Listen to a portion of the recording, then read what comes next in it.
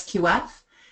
And I want to welcome everybody to this webinar, and I want to say a special thank you and for this opportunity from Perry Johnson's Registrars for hosting this webinar, especially to Rama Nadasaman as well as Terry Babovich. And I really appreciate you welcoming me to this webinar to talk to you about the Edition 8 changes out there. So what we're going to do, this is a listen-only mode for those of you that are participating, but it doesn't mean that you can't ask questions.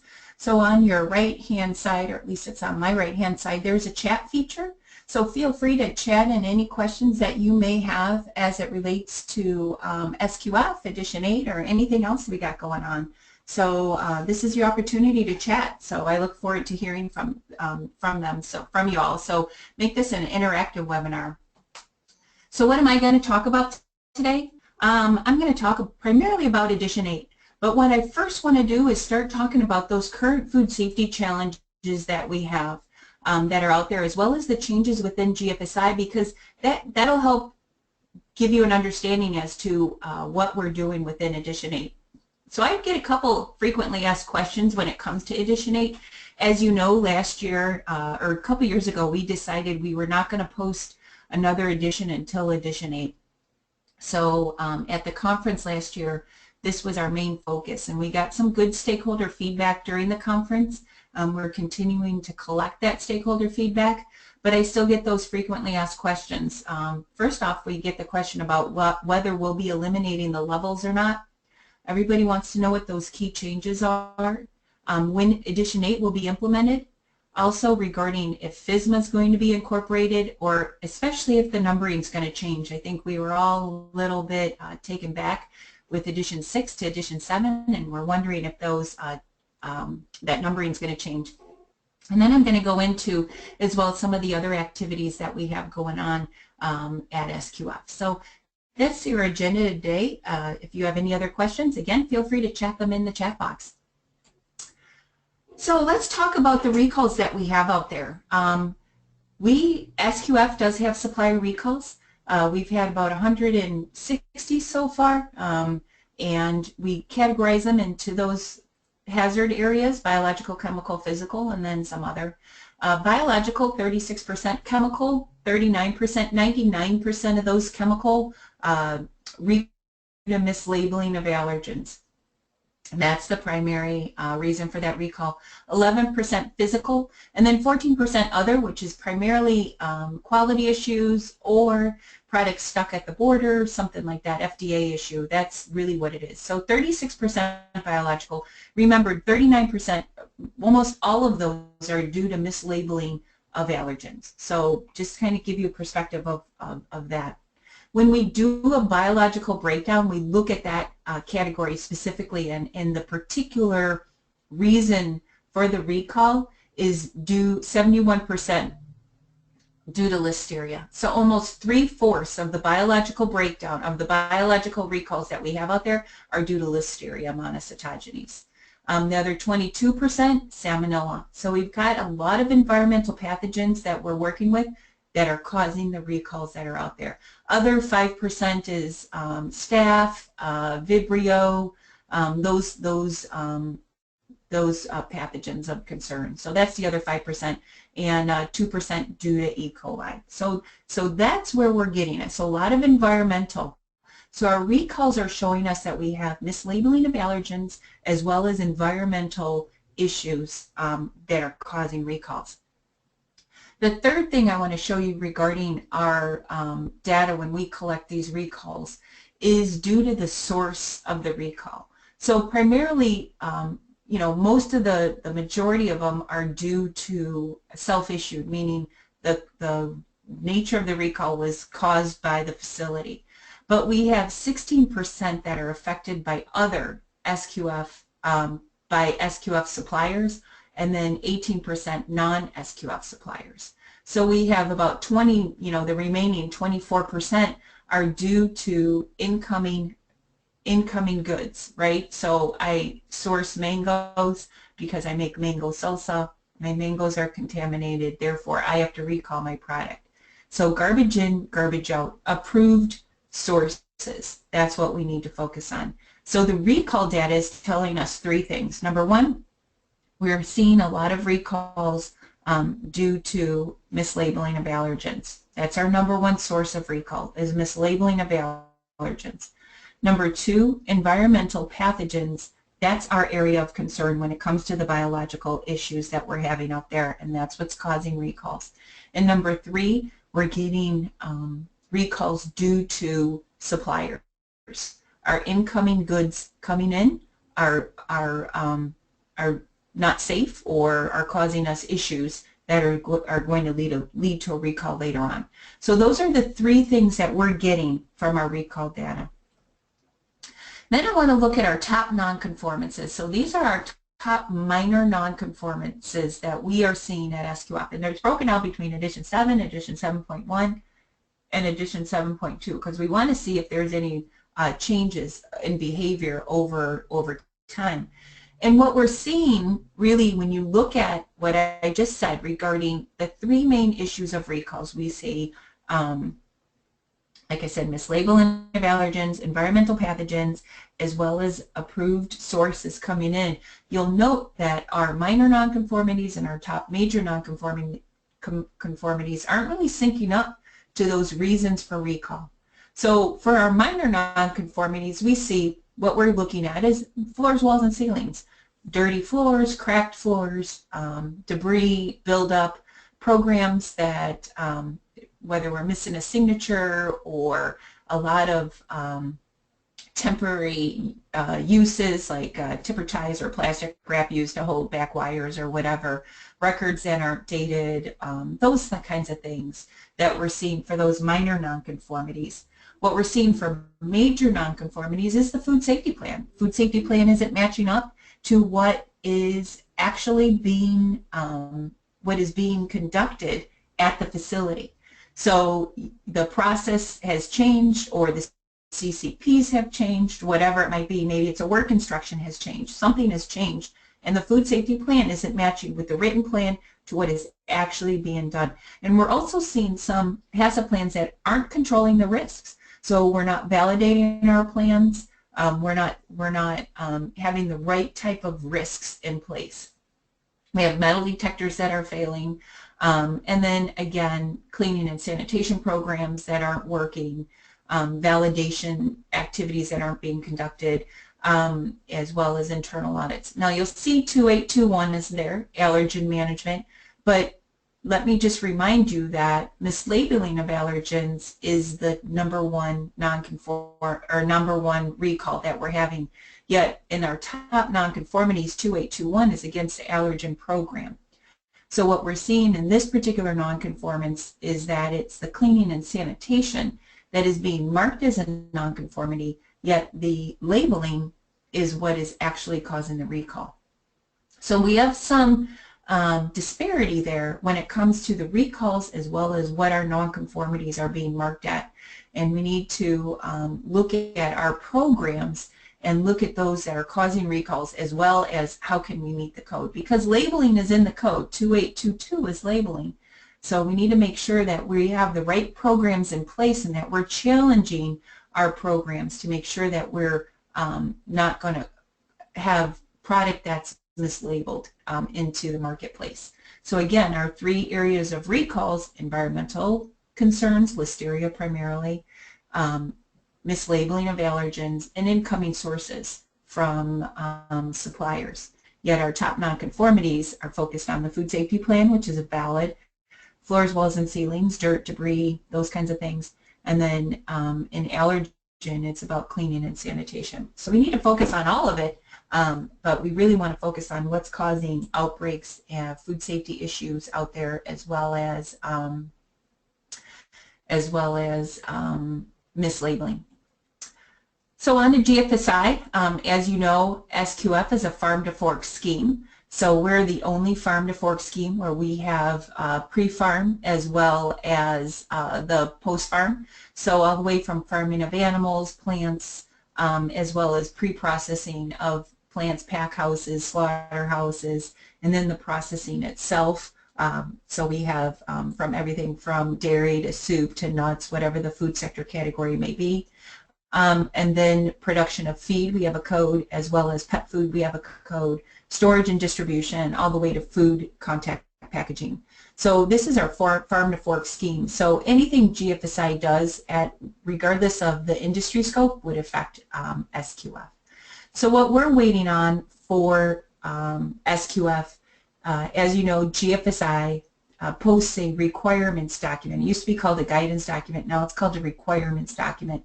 And they post a requirements document for all the schemes that they have to use. And this requirements document outlines the minimum requirements that any of the schemes need to have in order to be benchmarked to GFSI. So if you have an SQF certification, you don't have a GFSI certification. GFSI doesn't certify anybody. Instead, what they do is they look at all of the schemes that are out there, SQF, BRC, and they compare it to this requirements document. And the requirements document has what's in place for all the scheme owners in order to manage their scheme and what is required of the certification bodies like Perry Johnson, what's required of the as well as those technical requirements that need to be included in the code. So having this requirements document is key in order for us to move forward with benchmarking our scheme to GFSI. So the guidance document was due to replace, it is due for replacement. It was in March of 2016 of this year. Okay, so they were going to publish a requirements document version 7 this year. So it was due back in March. And they're going to call it a requirements document before. Like I said, it was called a guidance document, and it was misleading because guidance is something that is perhaps interpreted as nice to do and not that it shall be done. So now it's called a requirements document. They released this draft back in February, and it was only published for 10 days. And all the scheme owners had an opportunity to comment on it. So SQF, BRC, IFS, FSSC, we all provided our comments, and we didn't hold back. There were a lot of holes within that, in the document itself. So we wanted to make sure that we shared that with them. And based off of all those comments, there was a task force that was established to look at all of the scheme owner comments. And I sat on that task force, and we addressed all the comments as it related to implementation by the scheme owners, management, auditor competency, as well as those technical requirements that are in there as well. So now it's expected, I want to say December 2016, at the end of this year. Could be earlier. My guess it will be December because it still has not been published for public comment yet, and they're required to publish it for public comment. They just can't publish the requirements document. So it still hasn't been published. My guess it will probably be published in October, and then based off of all the feedback and comments, depending on how much they got, it would be December before they publish that document. So it's key to understand these dates because SQF, when we publish Edition 8, we have to wait for the GFSI guidance or the requirements document to be published. Otherwise, we'd be publishing Edition 8.0 and then 3 months later Edition 8.1, and we don't want to do that. We want to make sure that we have everything synced up with GFSI as well as our changes within Edition 8. So that's really where our delay is. So some of the changes in GFSI and the requirements document for Edition 7, they went to a simpler format, and they're going to have what's called the benchmark quality manual so that all the schemes are benchmarked exactly the same way. Before it varied by the scheme. However, now they'll have a quality manual that will allow all the schemes to be benchmarked uniformly.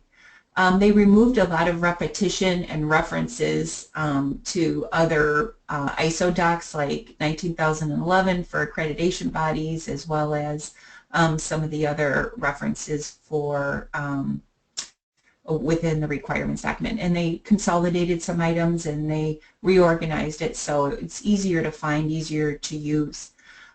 They looked at how the benchmarking will be conducted by GFSI and forming benchmarking committees, and how each of the schemes will be evaluated. So again, there's uniformity between how all the schemes are being benchmarked. It's not dependent on how strong of a benchmarking leader you have, but there's going to be rules and requirements. So everybody, all the schemes are going to be benchmarked the same way. The benchmarking process will include a site visit. So just like suppliers, you know, I think this is a great step moving forward because we're on the same way as suppliers are required to have a desk audit and a site visit. Certification bodies are required to have a desk audit and a site visit and an assessment of an auditor. So it's the same process for schemes. And this strong structured process gives confidence amongst all the users so that the schemes are treated equally and there's confidence within GFSI as well. They provided more detailed descriptions of the food sector categories and the industry scopes. There was in the draft a provision for unannounced audits. So I don't know if that'll make it to the final draft. That was a very controversial item, and as you know, SQF has an unannounced audit protocol that we have established back in 2012, or I'm sorry, 2014, and that I don't know how GFSI will have that in their requirements document, but it is within SQF. And then looking at the technical requirements that were identified within GFSI, the food safety management, as well as the GAPs, GMPs, HACCP, a little bit simplification of all of those requirements so it would be easier to interpret as well as identify within each of the schemes. So those are some of the changes within the requirements documents that are out there. Technically wise, in the draft proposal that we reviewed, there was really only one technical requirement that was in there, that was added, that was different, and that's food fraud. So this is what GFSI has developed as it relates to food fraud, and it looks at a facility's food fraud plan that they have in place, how they manage it within their facility as well as how they're managing it with their suppliers, doing a vulnerability assessment to understand their risks and their threats to potential food fraud, as well as ensuring that the plan is in place, measures are identified. So when it comes to food fraud, it's a little bit different than food defense. So you're protecting the identity of the food that you're providing so that your labels match up. This was all triggered by the Horsegate scandal in Europe. So not sure if you're familiar with it, but in Europe they were selling horse meat as ground beef. And the difference is obviously the difference between a horse and a cow. However, when you look at the raising of a horse versus the raising of a cattle for food, different requirements are in place. Different feed, different use of antibiotics, different requirements when it comes to vitamin supplements or anything that medicine, anything that you would use, because typically horse isn't used as food for humans, where cattle, when raised for food for humans, has to follow specific requirements. So that's the issue, the food safety issue that we have in place. But there's other food safety issues, or there is other issues when it comes to food fraud that we need to make sure of. The most recent case was cumin, and the spice cumin was in high demand but low quantity, right? So cumin suppliers needed to make cumin without cumin. So they needed to put a filler in it, and what did they do? They ground up peanut shells because it mimicked cumin and used that as filler. So cumin was out in the marketplace with ground peanut shells in there, and with those with sensitivities or allergens to peanuts, that was a food safety issue. So food fraud is for economic gain. So there are food safety issues out there, and that is something that we need to address within our food safety standard to identify and understand the threats to our ingredients, the threats to our operation as it relates to economic gain. So that's what we need to look at, and that's how food fraud is addressed within GFSI. So that really is the only technical difference. There was a draft to look at, because what we didn't see in Edition 7 with the requirements document are those other factors as it relates to food safety, those recall factors that we see with environmental monitoring not addressed within Edition 7 of the GFSI requirements document, or allergen labeling requirements as it relates to the requirements document. So when I looked at the most recent posting that is that to the scheme owners, that was added because the scheme owners took the time to voice our concerns in that initial round. So we believe that will be in there, but that doesn't affect SQF because we have already had that in our code. So Edition 8, here are the FAQs that I get. So again, feel free to chat your messages in. I'd be happy to answer any of your questions that are there, and whatever might be. So these might not be the only questions that you have. But number one, our first question is, will SQF be eliminating the levels? So as you know, we have a level 1, level 2, level 3. Everybody wants to know those key changes, how we're going to incorporate FISMA, or if the numbering will change, and of course the implementation timeline. So let's go through these. Okay, here we go. So question number one, will SQF be eliminating the levels 1, 2, or 3? The answer is we're going to continue to support these three approaches. However, we're not looking at calling them levels anymore. So we're still going to have level 1, which is going to be called Food Safety Fundamentals. It's going to be at level 1, HACCP won't be required. It's not going to be benchmarked to GFSI because of the HACCP requirement. So why we're doing this is because this gives us the flexibility to change each of these without having to change the subsequent level. So as you know, how we have it now is level 1 feeds into level 2 feeds into level 3, right? You could do level 3 and it would incorporate levels 1 and 2. If we separate them out, when we make changes to level 1, we don't have to work within just level 2 itself. So we don't have to change what's in level 2. So this gives us the flexibility to change a code without posting an entirely new edition. So we don't have to have, if we change anything in level 1, we'd have to change it all in level 2 and 3 and then call it a new edition 8.1. So this gives us an opportunity, and where we want to look for this in the future, while it won't be for this next publication in 8.1, but in level 1 in the future, we want to look to map this to our global markets program. GFSI has a global markets program that's used for small suppliers, so we want to look at putting that into place as it relates to syncing that up to level 1. So food safety fundamentals is or was our level 1. We're going to call it food safety fundamentals.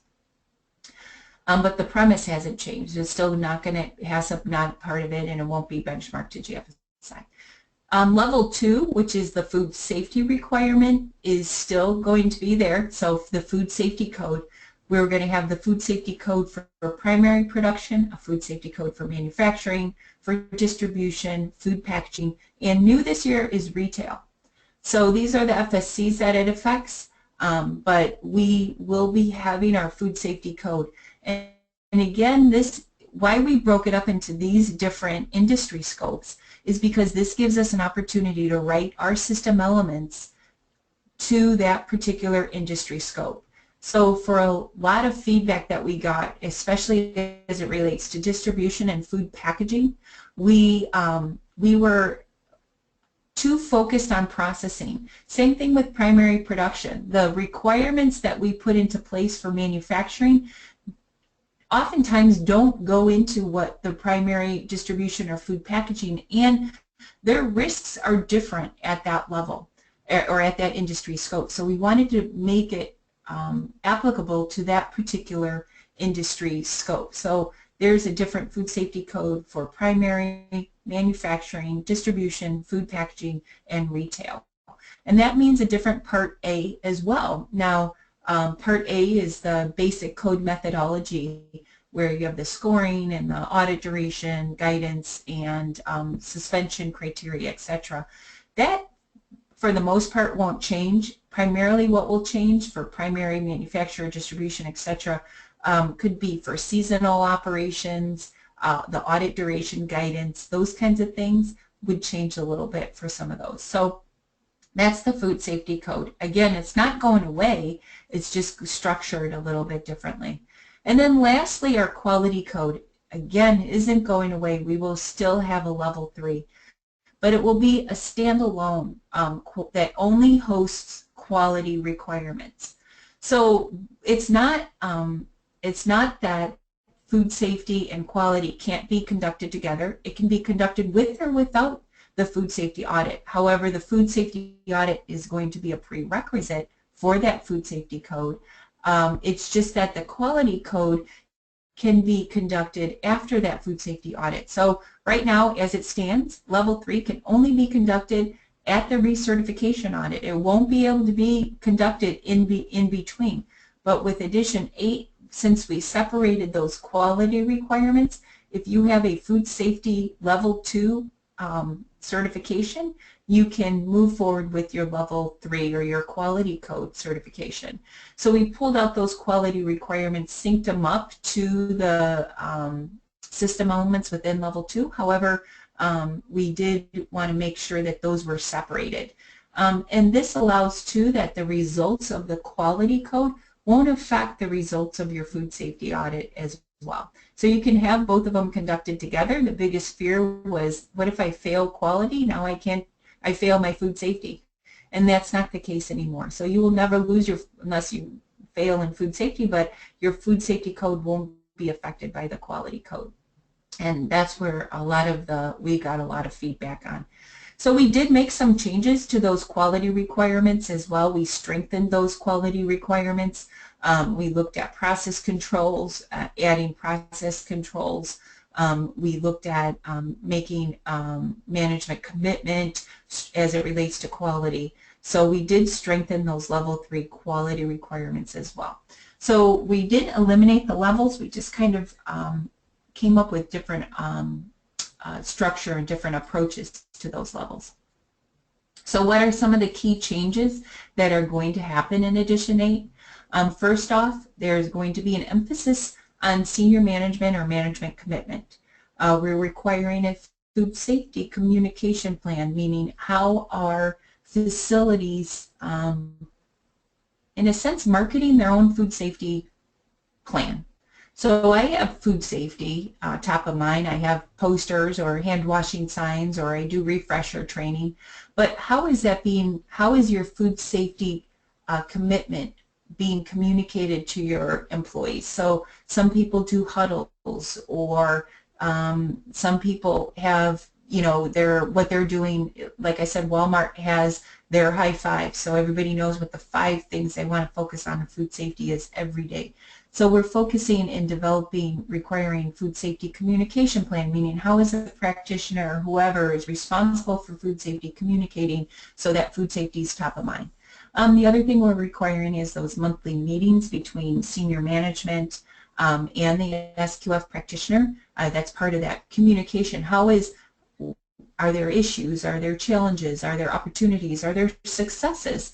How is that being communicated? So senior management and the practitioner monthly meetings.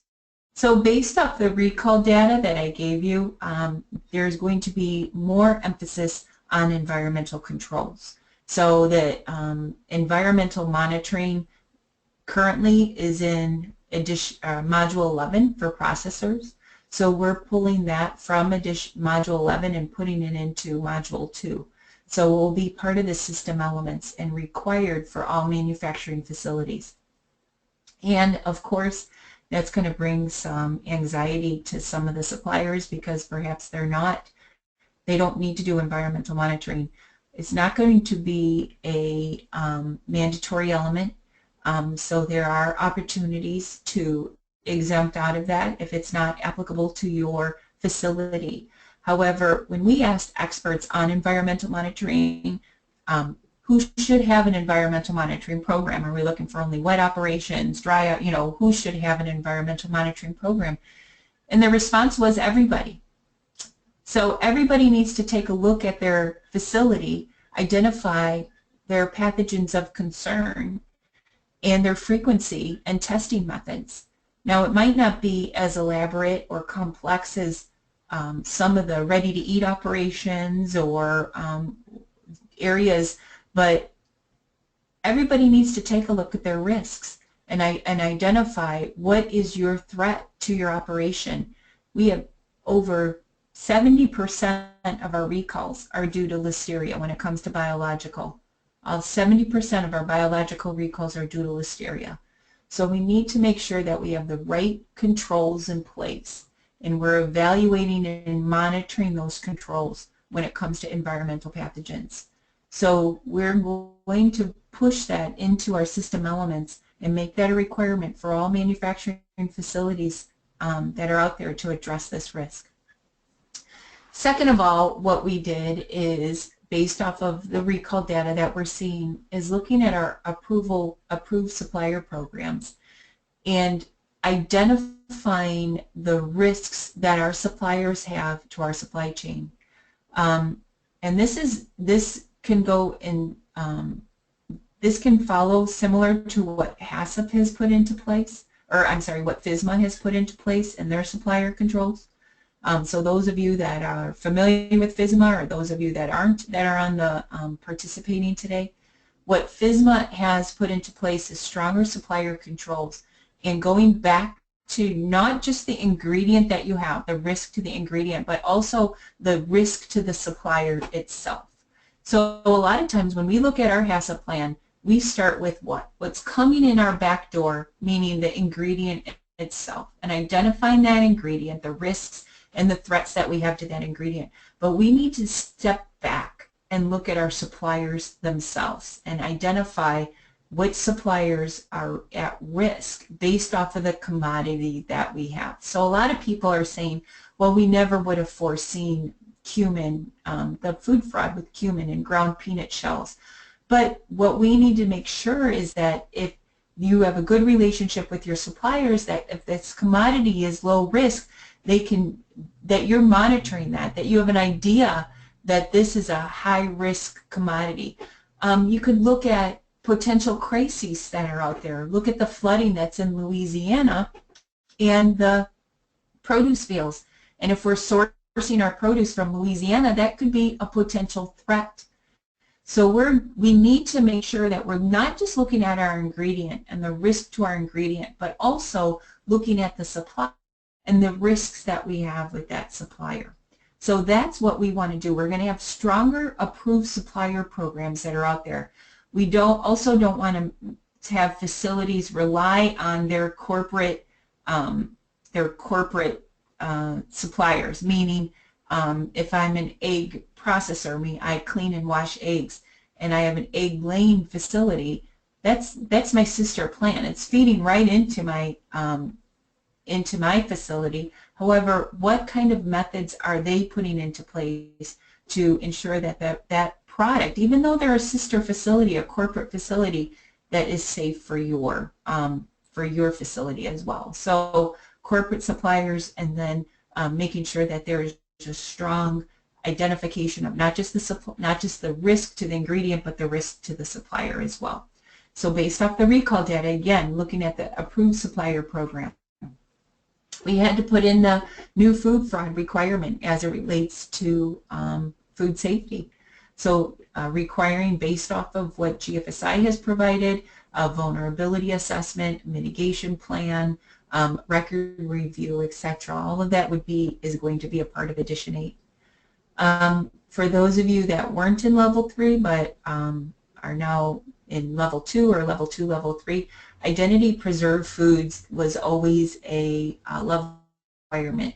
So identity preserved foods is how are we maintaining the identity of that food. If it's certified organic or gluten-free or kosher, whatever it might be, how are we ensuring that that is not going to be contaminated in any way? So the label is true to its label claim.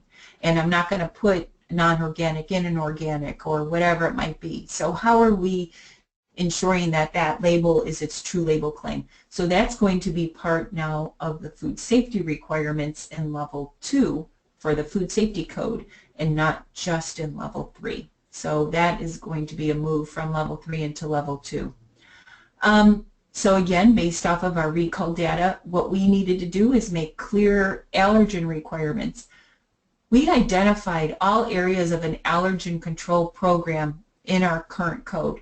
However, it doesn't seem to be clear, or it's hard for the auditors to audit against. So we separated out the requirements to identify the specific elements that a supplier needs to have as it relates to allergens. So identifying the program itself, the labeling requirements, the training personnel, laboratory testing, those kinds of things, validation, verification for changeovers. So we separated that out so it's clear to the supplier as it is to the auditor itself.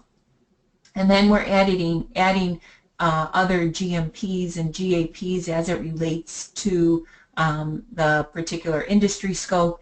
Same thing with distribution. We took a look at all of those distribution requirements to make sure that we're really covering what the risks are to the distribution facility and not having them do things just to comply with the code requirement. And then additional storage and transportation requirements as it relates to Module 11 itself. So those are some of the key changes technically. Within the code methodology, nothing really, like we're keeping the scoring as it is right now. We'll be looking at adding a provision for corporate audits. So for corporate facilities, if you have a major corporate facility, and how to address the desk audit and the facility audit.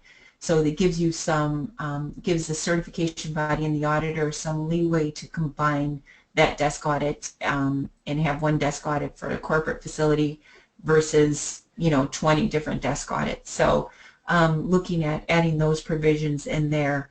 Other than that, really we strengthened and clarified a lot of the issues that we were having and feedback that we got from the certification bodies. But not a lot of changes there. Other things that I want to talk to you about is some of the stuff that we have going on at SQF.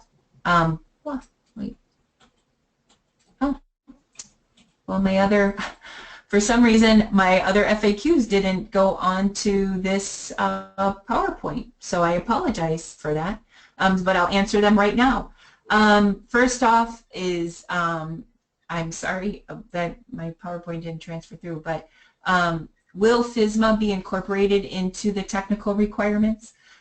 So as you can see in some of those technical requirements, we did look at adding elements of FISMA in there, like the supply chain controls, allergens, etc. So FISMA will kind of be incorporated. I think the biggest question that I get is, can my food safety plan that I write for my PC controls, will that be accepted as my HACCP plan?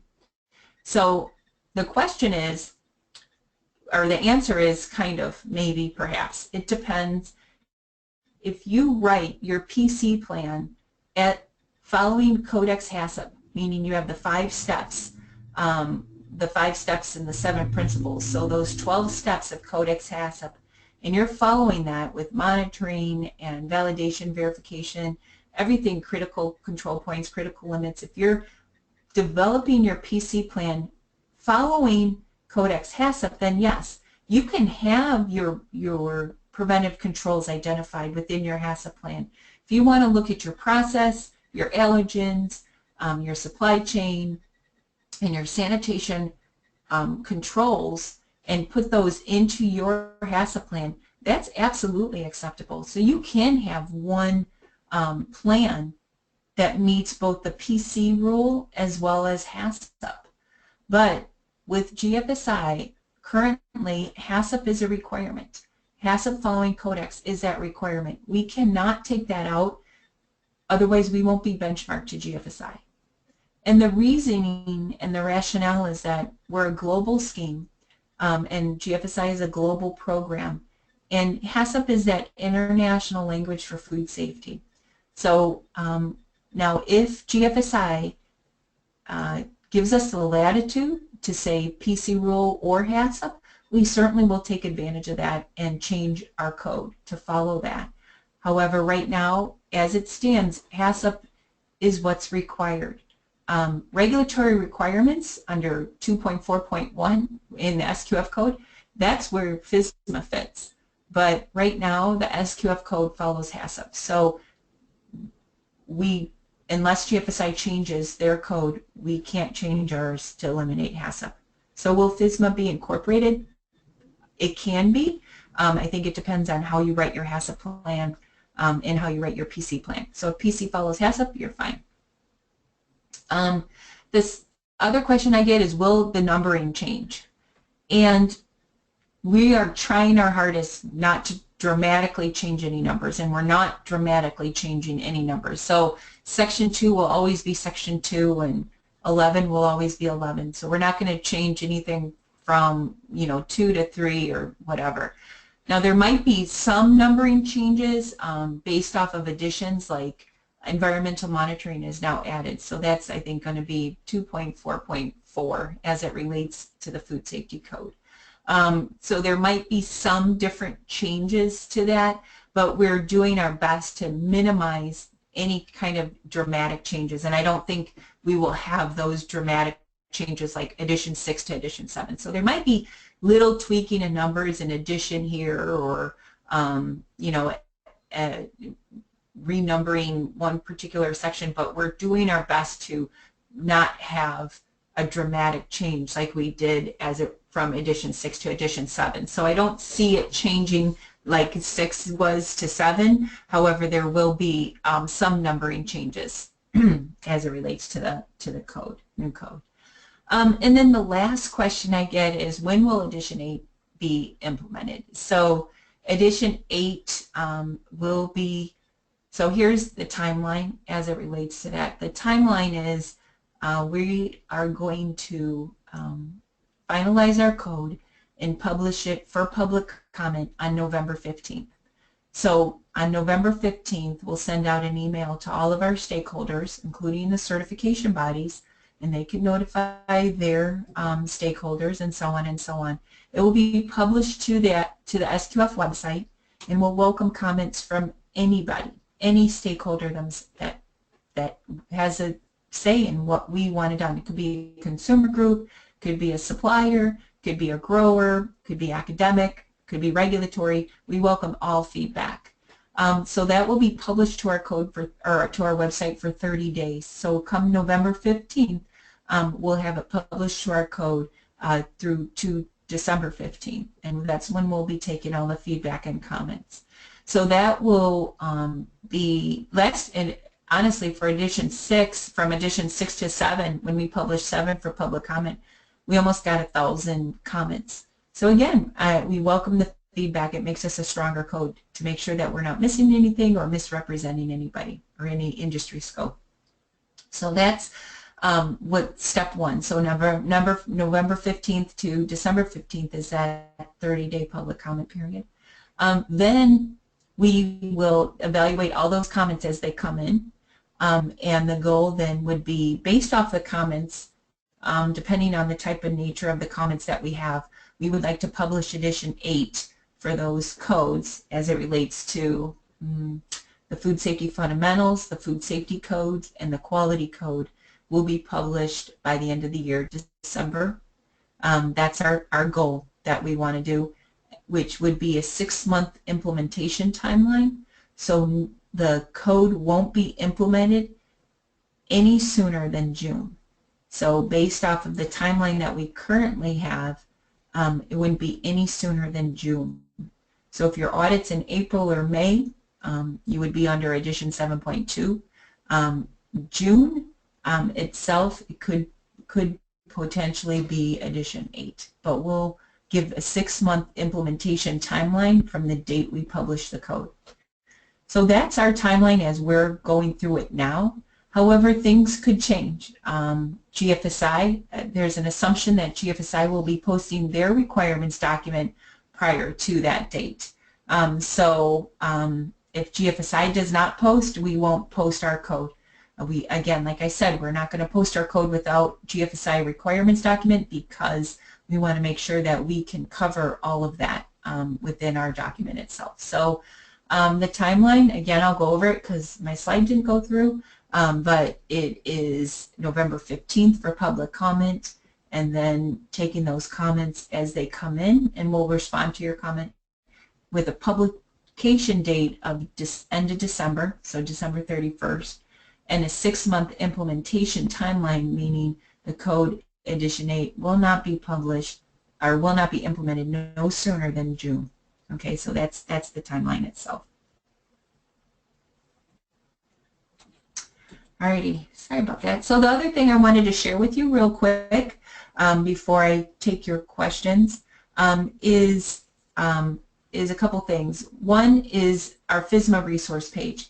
So as you know, the FISMA resource, or FISMA, the PC rule came out, and what SQF did is develop a checklist that identifies those differences within the PC rule for human food as it relates to SQF. So SQF, if you're SQF plus this checklist, so we took all of those differences and put them in a checklist, would make you compliance ready. It's not official compliance because we're not an agency, we're not part of FDA, we're not acting on behalf of FDA. All it is a readiness tool to see if I do SQF and I look at this checklist because these particular elements aren't in SQF, then I would be compliant. We also put together a guidance document that identifies a little bit more of what those differences are and where some of the resources, what you may need to do in order to be compliant. So again, we're not here to act on behalf of FDA, but we are trying to provide tools to all of our suppliers to say, hey, if you follow this checklist, you might want to be prepared for compliance for the PC rule. There aren't a lot of differences, but the differences that are in there, like your approach to HACCP versus your approach to your written food safety plan. That's really the biggest difference that's out there. And then there's other little differences as it relates to rework, as it relates to allergens, etc. So just little differences that are in there. But our FISMA resource page also has FAQs that we get from our suppliers. It has resources that you can go to as it relates to training for PCQI or qualified individual training, those kinds of things. Links to the FDA, especially the Technical Assistance Network, or TAN. If you have a direct question for FDA, you can go right there. And then any news just posted really was the news and some of the different implementation time dates as it relates to foreign supplier and some of the other small supplier implementation time dates. So check out our FISMA resource page. It has a lot of good information, free to download, etc.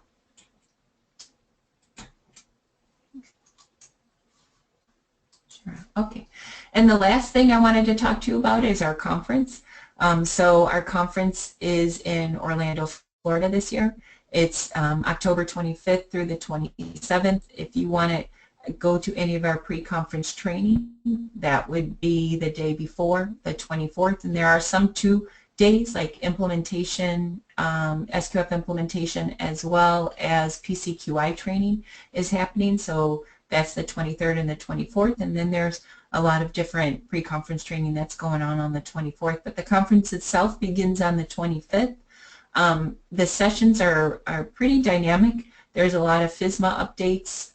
There is information on practical solutions on how to tackle some of the food safety challenges that you face. It's not a technical conference in the sense that you're going to know everything you want to know about whole genome sequencing and listeria, but you know, it's really practical solutions like how can I implement my environmental monitoring program? What are some of the challenges? And the best thing about it is that you're networking with all your different peers that are out there, and we kind of look at you and we look at your food sector categories, and there's a roundtable discussion so you all can group together and share some of the challenges that you face and come up with practical solutions. So it's a great networking opportunity as well. And then there's good professional development. So our keynote speakers really focus on how to grow you as a leader, how to grow you professionally. Our closing keynote speaker is Mark Kelly. He's the astronaut that was on the space station, married to Gabby Gifford. So he's going to share his challenges and leadership skills as well. And with that, here's my information.